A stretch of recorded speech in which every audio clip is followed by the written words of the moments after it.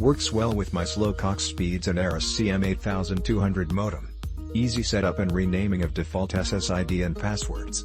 Easy backup of settings and easy firmware upgrade. Using 5G HZ signal for me and put kids' tablets on 4G HZ. It's perfect but a little hard to get into the router. If you don't know what you're doing, don't lose hope. Instructions: for Windows PC, get in router settings, go to CMD. For Windows PC, make sure to run in administrator mode and type it config/all. That should show your IP4 and in a web browser share. Hope that got you, and the rest is up to you.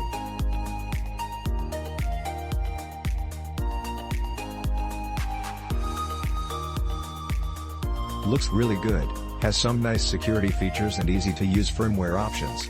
Some occasional glitches. Network ID resets randomly every few weeks. Only takes a minute to re-enter the name and password, but I have no idea why this happens. Hopefully future firmware updates will fix this. And while easy to use, the router UI is not very attractive. Range can be slightly better.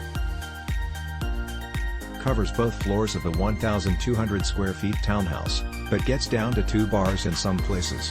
Still, in the furthest corner of the house I get 10 milliseconds ping and 140 MB/s download. So pretty good all in all.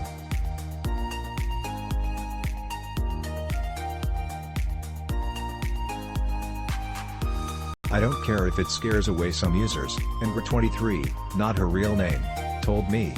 That is my review headline. And it wasn't like I could change her mind, so I listened to her review of the Wi-Fi router she described as engineer-friendly. While the device arrives configured for a competent user. Most Wi-Fi appliances by the common brand names are actually switches, and for engineers and technicians who understand this small distinction in product labeling, you will appreciate this ASUS Wi-Fi router. She cabled into it, logged in, and drafted through a staggering number of configuration pages. There are at least 100 settings, she stated confidently, that you can use, or ignore.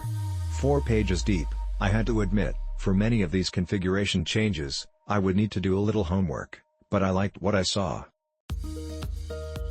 For security reasons, Angry23 vetoed most of my ideas for configuration utility screenshots, but she was adamant about posting her simple illustrative graphic of the router, so of course I did.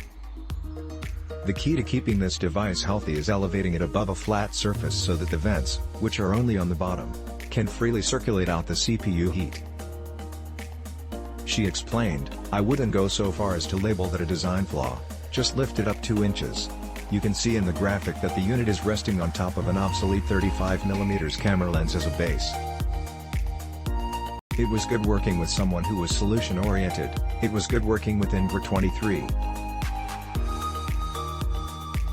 Probably the second or third prettiest router I've ever seen.